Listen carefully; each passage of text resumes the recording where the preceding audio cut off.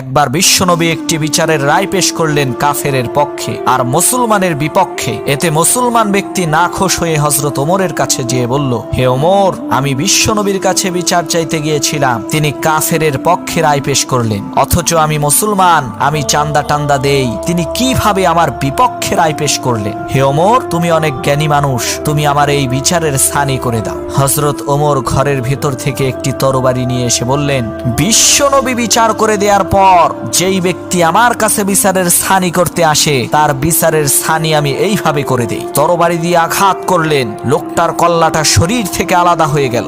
সমগ্র আরবের মধ্যে সংবাদ ছড়িয়ে পড়ল যে হযরত ওমর মুসলমান হত্যা করেছে।